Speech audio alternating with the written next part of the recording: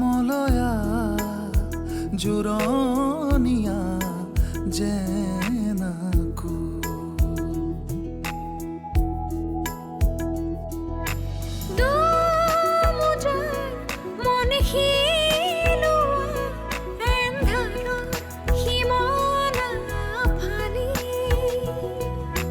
মৌনতাৰ ৰ'দ বিলোৱা সপোনৰ তুলিকা তুলি ধিমি ধিমি জ্বলে দহেচিয়া ৰাতি আউসীৰ জোনাক ধিমি ধিমি জ্বলে চকামকা চাকি আউসীৰ জোনাক। তেওঁক এতিয়া বুজাই লাভ নাই কাৰণে ঘৰলৈ লৈ আহিছোঁ। সুস্থ অৱস্থাত থকাসকলে যাতে কথাটো ভালকৈ বুজি লয়। বাৰে বাৰে মই আৰু আপোনালোকক বুজাবলৈ আহিব নোৱাৰিম। এইবাৰৰ পৰা নহ'লে মই কথাবোৰ থানাতহে বুজাম। আহিছোঁ।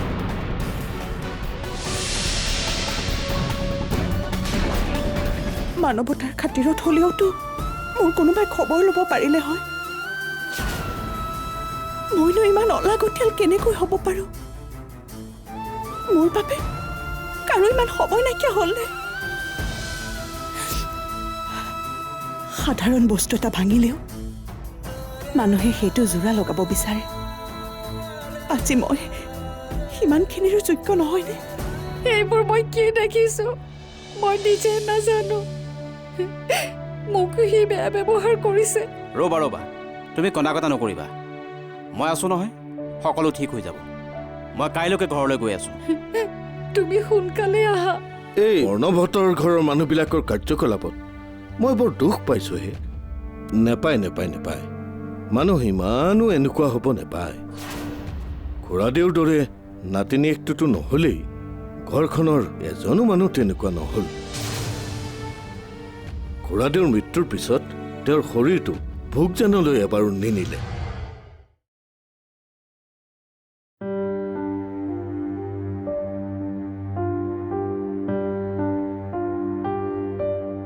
জেঠাই, মোৰ ভুল হৈ গ'ল। তই মোক বেয়া নাপাবি।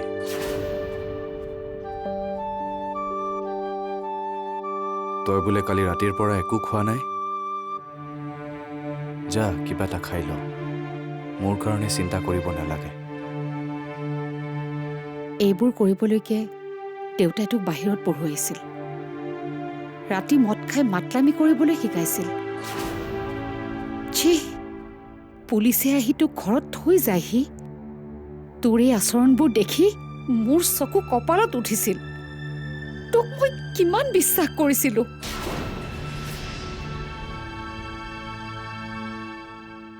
তই অন্তত এনেকুৱা হ'ব নোৱাৰ, কিন্তু মোৰেই চাগে ভুল আছিল। মই হয়তো তোক প্ৰয়োজনতকৈ অলপ বেছি বিশ্বাস কৰিছিলোঁ। তোৰ যদি কিবা অশান্তিয়ে হৈছিল তেতিয়াহ'লে মোক ক'ব লাগিছিল। তই এইবোৰ কিয় কৰিছ বাবা? মোৰ কি অশান্তি হৈছে মই নিজেই নাজানো। কিয় মোৰ জীৱনটো এনেকুৱা হ'ল মই নাজানো। এতিয়া মোৰ জীৱনটো এনেকৈ শেষ হৈ যোৱাই ভাল। তাতকৈ আমাক মাৰি পেলা, তাতে হয়তো অকণমান শান্তি পাম। এতিয়া তোৰ এই অৱস্থাটো দেখি আমি যিমান অশান্তি পাইছোঁ। তই মোক ইমান কষ্ট নিদিবি বাবা, মই এইবোৰ সহ্য কৰিব নোৱাৰিম। তই ভাল হ বাবা, নহ'লে কিন্তু ময়ো। নাই নাই জেঠাই, তই এনেকৈ নকবি।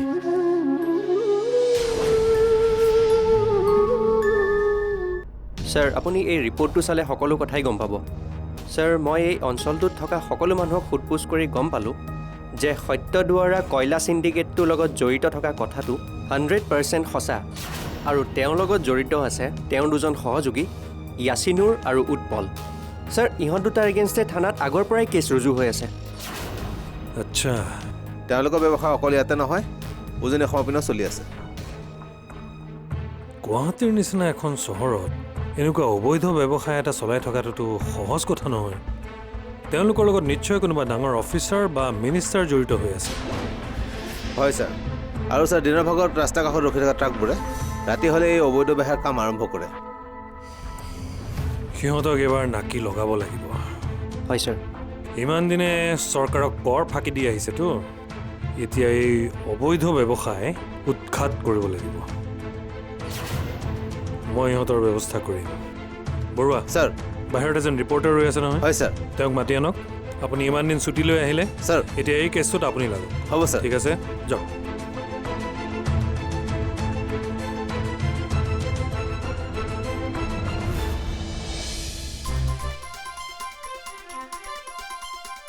নমস্কাৰ, এতিয়া বাতৰিলৈ স্বাগতম জনাইছোঁ ষ্টুডিঅ'ত মই মেঘিনী। আৰু বাতৰি আৰম্ভণিতে দিছোঁ এটা গুৰুত্বপূৰ্ণ খবৰ। গুৱাহাটী মহানগৰীত চলিছে এইবাৰ কয়লাৰ চিণ্ডিকেট ৰাজ। বিভিন্ন দল সংগঠনে এই সন্দৰ্ভত ইতিমধ্যে অভিযোগ উত্থাপন কৰিছে। ইতিমধ্যে আৰক্ষী অধীক্ষকক সলনি কৰা হৈছে যদিও অব্যাহত আছে কয়লাৰ এই চিণ্ডিকেট ৰাজ। নিশা হ'লেই মহানগৰীত দেখিবলৈ পোৱা গৈছে ইখনৰ পিছত সিখনকৈ কয়লা ভৰ্তি ট্ৰাক। প্ৰশ্ন উত্থাপন হৈছে, কোনে চলাই আছে অবাধে এইদৰে কয়লাৰ এই ৰমৰমীয়া বেহা? অভিযোগ উত্থাপন হৈছে একাংশ আৰক্ষী বিষয়া, নেতা, বিধায়কৰ সৈতে মিলি একাংশই চলাই আছে এই ৰমৰমীয়া বেহা। এই সন্দৰ্ভত ইতিমধ্যে 3জনকৈ ব্যক্তিৰ নাম সাঙুৰ খাইছে। আমি নামকেইটা আপোনালোকক জনাব বিচাৰিছোঁ। আলোকচিত্ৰ আমি আপোনালোকক দেখুৱাইছোঁ। বিখ্যাত ব্যৱসায়ী সত্যজিৎ দুৱৰা, ইয়াছিনুৰ ৰহমান, উৎপল কটকী। আমি পুনৰবাৰ নামকেইটা জনাইছোঁ, লগতে আলোকচিত্ৰ আমি আপোনালোকক দেখুৱাইছোঁ। সত্যজিৎ দুৱৰা, ইয়াছিনুৰ ৰহমান আৰু উৎপল কটকী। এতিয়া প্ৰশ্ন উত্থাপন হৈছে, এইসকলৰ বিৰুদ্ধে এতিয়া কোনে মাত মাতিব, কোনে ব্যৱস্থা ল'ব, কোনে নাকি লগাব এনেধৰণৰ ব্যৱসায়ৰ বিৰুদ্ধে? আমি পুনৰবাৰ নামকেইটা জনাইছোঁ, লগতে আলোকচিত্ৰ আমি আপোনালোকক দেখুৱাইছোঁ। গুৱাহাটী মহানগৰীত চলিছে এইবাৰ কয়লাৰ চিণ্ডিকেট ৰাজ। বিভিন্ন দল সংগঠনে এই সন্দৰ্ভত ইতিমধ্যে অভিযোগ উত্থাপন কৰিছে। ইতিমধ্যে আৰক্ষী অধীক্ষকক সলনি কৰা হৈছে যদিও অব্যাহত আছে কয়লাৰ এই চিণ্ডিকেট ৰাজ। নিশা হ'লেই মহানগৰীত দেখিবলৈ পোৱা গৈছে ইখনৰ পিছত সিখনকৈ কয়লা ভৰ্তি ট্ৰাক।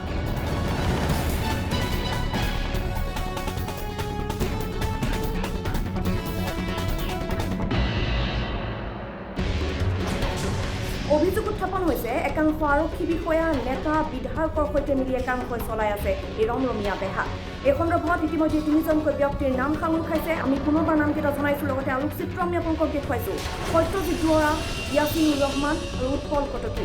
এতিয়া প্ৰশ্ন উত্থাপন হৈছে, এইসকলৰ বিৰুদ্ধে এতিয়া কোনে মাত মাতিব, কোনে ব্যৱস্থা ল'ব, কোনে নাকি লগাব?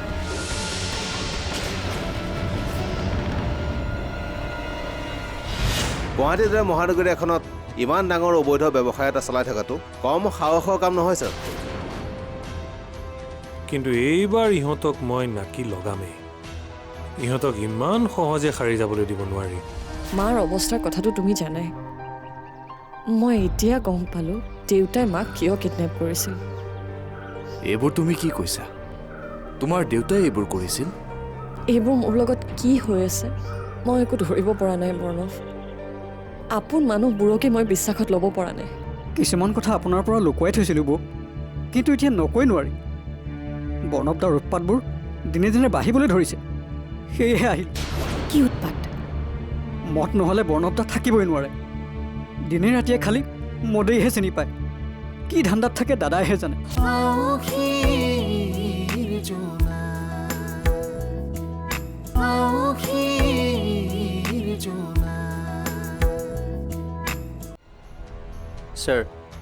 ছাৰ পৰিতাপৰ কথাটো হ'ল যে এইসকল অপৰাধীক আমি প্ৰমাণৰ ভিত্তিত এৰেষ্ট কৰি আনিলেও তেওঁলোক কাইলৈ মেনেজ কৰি জেলৰ পৰা ওলাই যাব। ছাৰ আমাকেই বুঢ়া আঙুলি দেখুৱাই থৈ যাব। এইবোৰ কৰি কি লাভ ছাৰ? আমিতো তেওঁলোকক উপযুক্ত শাস্তি এটা দিব নোৱাৰিম। কথাটো একেবাৰে শুদ্ধ বৰা। আমাৰ এই ছিষ্টেমটো একেবাৰে গণ্ডগোলীয়া। এই গতানুগতিক ছিষ্টেমটো অলপ বদলি কৰিব লাগিব, নহ'লে কোনো অপৰাধ কৰিবলৈ কুণ্ঠাবোধেই নকৰে। হয় ছাৰ। ছাৰ, গুৱাহাটীৰ দৰে মহানগৰী এখনত ইমান ডাঙৰ অবৈধ ব্যৱসায় এটা চলাই থকাটো কম সাহসৰ কাম নহয় ছাৰ। কিন্তু এইবাৰ ইহঁতক মই নাকি লগামেই। ইহঁতক ইমান সহজে সাৰি যাবলৈ দিব নোৱাৰি।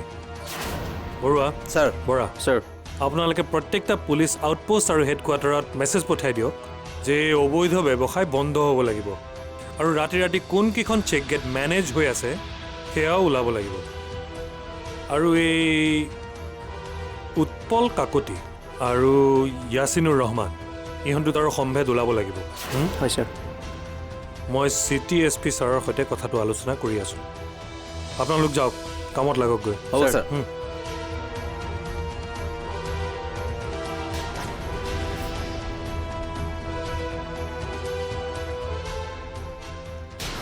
আচলতে তোমাৰ হৈছে কি বৰ্ণৱ তুমি মোক কিয় এভইড কৰি আছা মই ক'ত ভুল কৰিলোঁ ইমান দিনে মই তোমাক ফোন কৰোঁ মেছেজ কৰোঁ তোমাৰ কোনো ৰিপ্লাই নাই মোৰ লগত এনেকুৱা কিয় কৰিছা বৰ্ণৱ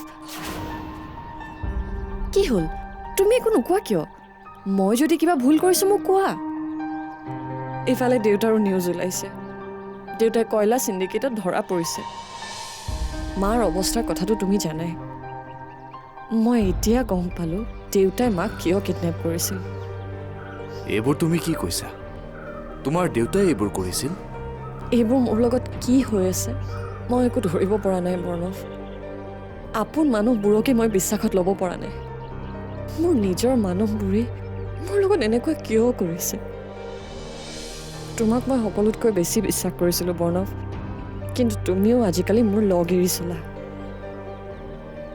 মই এতিয়া ক'লৈ যাম কি কৰিম তুমি মোক কিবা এটা উপায় দিয়া মোৰ ঘৰতো থাকিবলৈ মন নাই আমাৰ জীৱনবোৰ যে কিয় ইমান জটিল হৈ গ'ল তুমি যদি মোক একো উপায় নিদিয়া মই কিন্তু নিজকে শেষ কৰি পেলাম প্লিজ শ্ৰুতি এতিয়া এইবোৰ কথা নকবা মোৰ এনেকুৱা কিয় হৈছে মই নিজে নাজানো আচলতে ককা নোহোৱাৰ পৰাই মোৰ কাৰো লগতে থাকি ভাল নালাগে মই কেৱল নিজৰ মাজতে থাকিব খোজো তেতিয়াহ'লে মোৰ কি হ'ব বৰ্তমান মোৰ কি হ'বলৈ গৈ আছে মই নিজে নাজানো মোৰ এনেকুৱা অনুভৱ হয় যে মোৰ ভুলৰ কাৰণে ককাই আমাক এৰি গুচি গ'লগৈ মই ককাক বহুত মিছ কৰোঁ শ্ৰুতি সেইকাৰণে তুমি নিজকে কষ্ট দি আছা এতিয়াৰে পৰা মোৰ জীৱনটো এনেকৈ ধ্বংস হৈ গ'লেও মোৰ একো আপত্তি নাই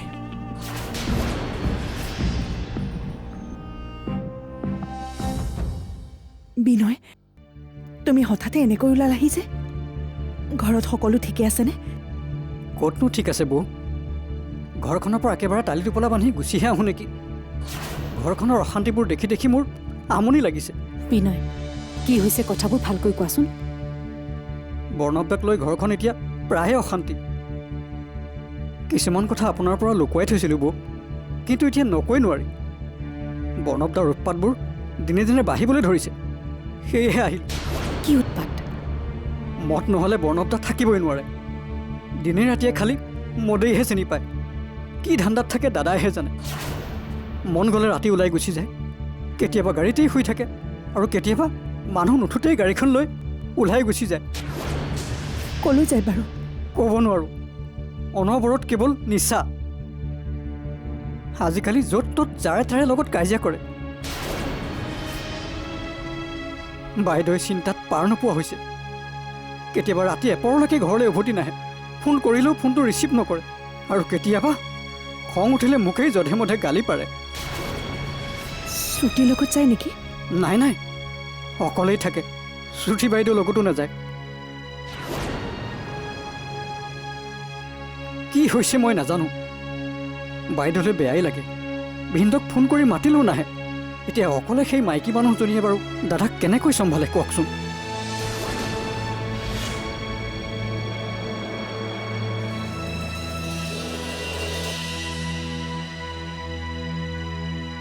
আপুনি অহাৰ পাছৰে পৰা ঘৰখনত এই অৱস্থা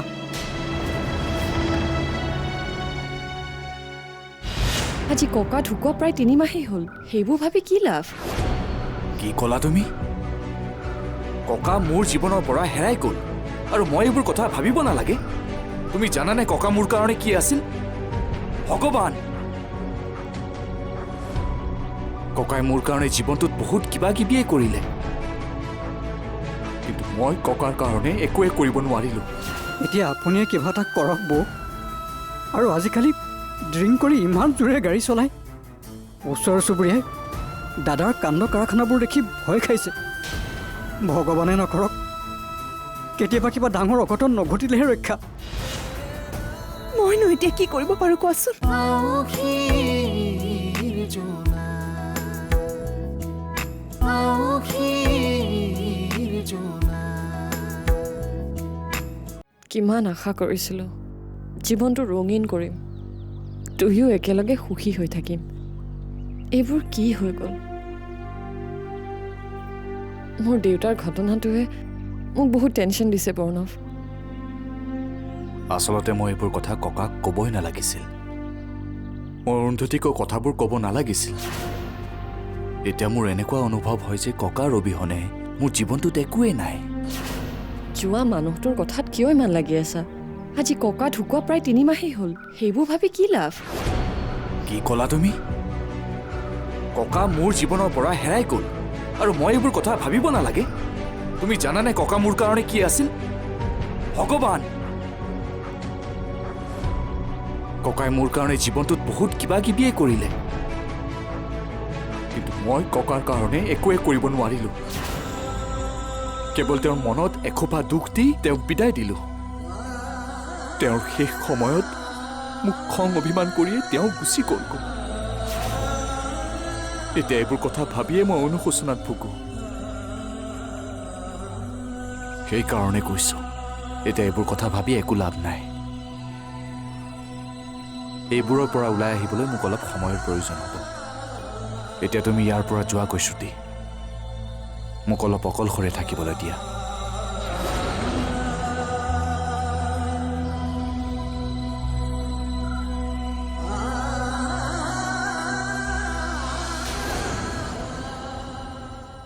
এতিয়া কি কৰোঁ কওকচোন বৌ? তাৰ পৰা গুচি আহোঁ নেকি? নালাগে বিনয়, এতিয়া জেঠাইৰ তোমাক প্ৰয়োজন আছে। তুমি অনবৰতে জেঠাইৰ লগতে থাকিব লাগিব। মইতো মাত এষাৰ মতাৰো অধিকাৰ হেৰুৱাই পেলালোঁ। কি যে কৰোঁ সেই মানুহজনক লৈ।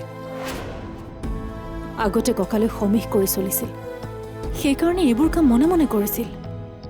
কিন্তু এতিয়া ককা নাই, গতিকে তেওঁক বাধা দিয়া মানুহ কোনো নাই। সেইকাৰণে যি মন যায় তেওঁ তাকে কৰিবলৈ লৈছে। কাৰণ সেইখন ঘৰততো তেওঁৱেই ৰজা। জেঠাই ভাল পায় বেয়া পায় তাৰলৈ কোনো কথা নাই। মোৰতো এতিয়া ভয়ে হয়, কেনেবাকৈ জেঠাইক ঘৰৰ পৰা উলিয়াই নিদিলে হয়। কথাটো ময়ো নভবা নহয় ভণ্টি। এতিয়া আপুনিয়ে কিবা এটা কৰক বৌ। আৰু আজিকালি ড্ৰিংক কৰি ইমান জোৰে গাড়ী চলায়। ওচৰ চুবুৰীয়াই দাদাৰ কাণ্ড কাৰখানাবোৰ দেখি ভয় খাইছে। ভগৱানে নকৰক কেতিয়াবা কিবা ডাঙৰ অঘটন নঘটিলেহে ৰক্ষা। মইনো এতিয়া কি কৰিব পাৰোঁ কোৱাচোন? নাজানো বৌ, এতিয়ালৈকে ঘৰখনে যিবোৰ হেৰুৱাইছে সেইবোৰতো কেতিয়াও পূৰণ নহয়। মই আৰু হেৰুৱা ইচ্ছা নাই বৌ। মই আপোনাক হাতযোৰ কৰিছোঁ বৌ, আপুনি এই ঘৰখনৰ কাৰণে কিবা এটা চিন্তা কৰক।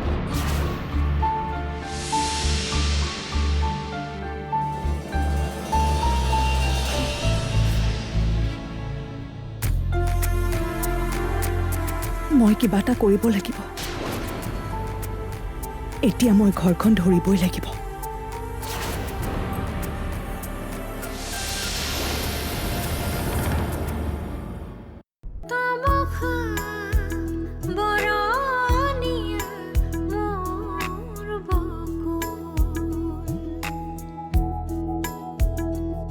মলয়া জোৰণীয়া জেনাকু